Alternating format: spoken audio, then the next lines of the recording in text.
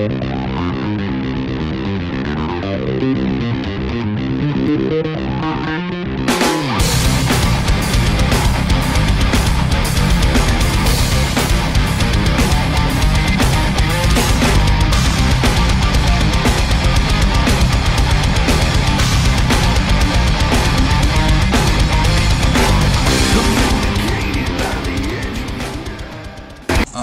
we are again, making another lame video.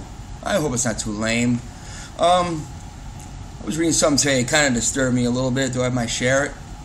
According to the Washington Post, a study was released, and the study found that 821,000 households opted out of the banking system from 2009 to 2011, and the so-called unbanked population grew to 8.2% of U.S. households. That means that roughly 17 million adults are without a banking, checking, or savings account.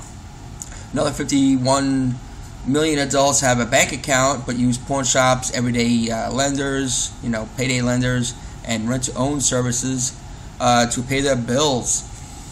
That's kind of disturbing. This unbanked population has grown from 18.2% to 20.1% of households nationwide. Oh, I see. Okay, it grew. The unbanked population grew to 8.2% of households, but now it's 20% of households. I don't know. I haven't really figured it out. But what this is clearly what this is trying to say is that people just aren't banking like they used to. A lot of people these days, they can't afford the bounce check fees, they can't afford the fee that coincides a lot of checking accounts. If you're not keeping enough money in the checking account, they charge you a fee. Sometimes banks will charge you 30 cents per check. So they're kind of like opting out of all that stuff because they're just not really smart anymore for banking. I mean, there's other means of banking anyway, but these days with the unemployed and the underemployed, to have a bank, it costs you money to have a bank if you don't have a lot of money in the bank. You don't meet a minimum of balance. It costs you money. If you're like my ex-wife, who's like Rubber Check Charlie, he's got to balance 5 checks a week. That can cost you money too. $30, for a bounce check. It's a lot of money. And the way she bounce checks, forget about it. You know what I'm trying to say. But so clearly, it does cost a lot of money, and there is other means of banking that other people are trying to figure out. I am not underemployed. I have I make pretty good money. I'm paying my bills and I pay my child support. That's the most important thing. I can use a bank. I choose not to. As from a prepper's perspective, why I don't have a bank account is because if the shit hit the fan, and I got X amount of thousands of dollars in the bank, and what's the likelihood I'm going to be able to withdraw that money from an ATM machine? If I go to the ATM machine, there's a couple things that can happen. Either the money is not available for me because the power is out, or the ATM machine is not working for whatever reason. Somebody tried to cave it in with a baseball bat to withdraw all the money, and the thing's just powered down. Or there's no money in it because everybody got there before I did. Or somebody behind me could be waiting to rob me. I choose to have a little bit of money on a loadable card. I use NetSpend, and that's how I pay my bills. I wire over my child support that way. I pay my electric bill that way, and if I go to the store to buy things, I pay with that card, and it only costs me, the NetSpend card only costs me $1 to use, and if I use it 5 times a month, it costs me $5. It helps me watch my money. I don't have to worry about overdraft. I don't have to keep tons of money in the bank, and I keep my cash in my safe at home, where I figure it should be. I mean, what is the interest rate these days? 5%? 0.5% or 1.5%.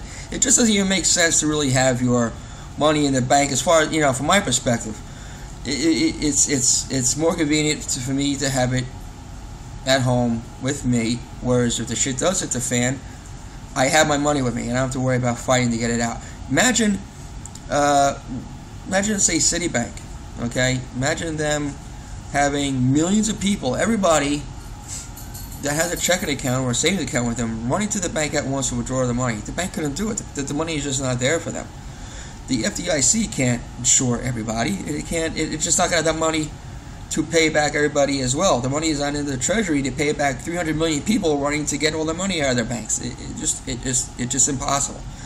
Another reason why I don't have it in a bank, the banks really, they really pissed me the fuck off, in the last bunch of years. You know what I mean? I mean, you give them money, okay? What the bank does with your money is they use it to fund mortgages and other, lenders, lending. You know what I'm talking about. You go to borrow money from the bank, they give you money for your mortgage or whatever you're buying, a car or whatever, with money that is deposited from people with savings accounts and checking accounts. So, they're charging people 6-7%. On some cars, some people are charging 20-25%, The people don't have the greatest credit in the world. But they're paying you 1%, on a savings account or a checking account, a savings account maybe 2%. I mean, it's just fucking crazy. And these are the people that kind of fucked the United States in the first place. You know what I mean? And when I mean by banking, I don't mean bankers just like Citibank and other normal, traditional banks, with savings banks. I also mean, like when you go buy a car, those banks that lend you the money to buy a car. I mean, they're all ficky-micky. You know what I mean? They're all fucking everybody in the ass. So, and then they screw the country over in the first place. Then Obama goes and bails them out, and they're all, and they're just flying over to get the money in their private jets. And fuck you, man. I ain't putting my money in there. I got my money with me. The interest rates aren't much. I don't trust those bastards that fly around as, in his private jets, his big fat tubs of shit with the fat Cuban cigars. The money's with me where it should be. And I don't have to worry when the shit hits the fan where my money is at. If it's even worth, it might be worthless anyway, But assuming it's not, to have the money in the bank, you're not going to be able to withdraw it. It'll just be impossible, or it'll take you a long time to get it out. That's why I don't have the money in the bank. And now, what supports this thinking of mine, other than the fact we all know what's going on with, the banking screwing everybody over, and Obama bailed everybody out, and they all said, hey, thanks a lot, fuck you, bye. And they took the money and ran off with it and gave themselves $500 million freaking bonuses or whatever the hell it was. I read something yesterday, like 70% of the crops of our country's crops are destroyed because of drought. Corn has gone up 25%. If you would go and buy a bag of feed corn for $10, now it costs $12.50. It's 25%. Corn is wiped out. Soybean is wiped out. Wheat is wiped out.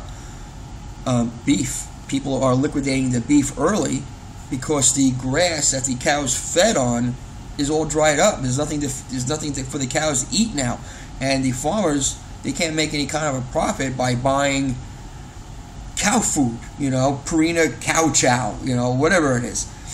There's no money in it. They can't water the crops down because they can't pay for that, and they can't buy the food. They can't pay for that. So now they're liquidating the beef early, and they're not getting the return on that they used to. So now the beef is going to skyrocket.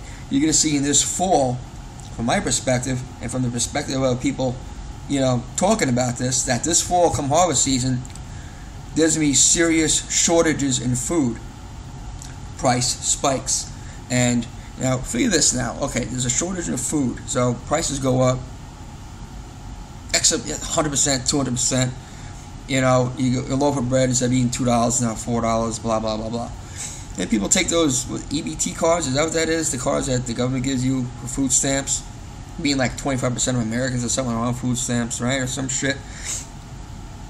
They go to swipe those cards, and let's say they do get the money out of it. The government hasn't defaulted on those food stamp cards, all right, EBTs, I think they're called. And they take the money and they go buy food with it, and you can't get as much food as you used to. I mean, you're not really filling up the legitimate people that will get exactly what they need from food stamps. The food is doubled in price, tripled in price. So now they're getting 1/3, half the amount they used to get, 1/3 of the amount they used to get. And people going hungry. I'm not talking about the scammers that take their food stamp cards and go buy lobster and T-bone steaks. I'm talking about people who are legitimate and got to feed their families. Now the money's not there anymore. You know what I mean? And well, the food is not there because, you know, if the food goes up, gasoline goes up because a lot of the food, a lot of the gasoline is fortified with ethanol, which is made from, you know, which is made from our I think it's corn. I think they make it out of, or something, sugar or whatever they making the ethanol out of. You know, the price of fuel goes up, and now this riots start. Okay, you can have riots, especially in the poor neighborhoods where people depend on food stamps or the EBT card. So now it creates a security situation around the supermarkets. Drivers can't really, any drivers that are on the road who can't afford the fuel to go make the deliveries for the food can't get into these areas without risking a Rodney King type situation where that driver was pulled out of the truck and they got the shit beat out of him by a bunch of pieces of shit. So nobody's going to want to make deliveries. The people that can make deliveries won't make deliveries. So stores are going to be empty, stores are going to be closed. Stores are going to want to reopen because the mob is now getting bigger, because they're getting hungrier, they're making more demands. So people can't go to the stores safely, the workers, the clerks and all that. The truck drivers can't get there. So it creates even more pandemonium, or more of chaos, I should say. So, you know, now think about that. So now all these people, you know, now they got no cash, you got no EBT cards. The fuel prices are really high, food prices are really high. You know, it really doesn't make sense to risk your ass going to the bank to withdraw your money, because you're going to have to do it. Everybody's going to be doing it. And you know that if you don't go to your bank first, if you go there last, there's not going to be any money in the bank's vault to pay you. It's just not going to be there. The FDIC can't pay everybody what they are insured for if the whole country rushes to the banks and withdraws all the deposits. The money's just not going to be there. And so you have no money, you got no food, it's total panic, total chaos.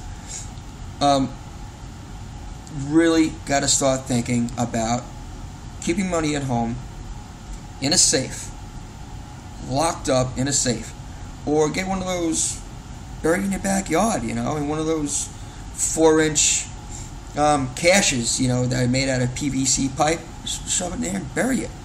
Just hide it. In a bank, you might be at risk. I'm not saying you will be at risk. I'm not trying to be a fearmonger.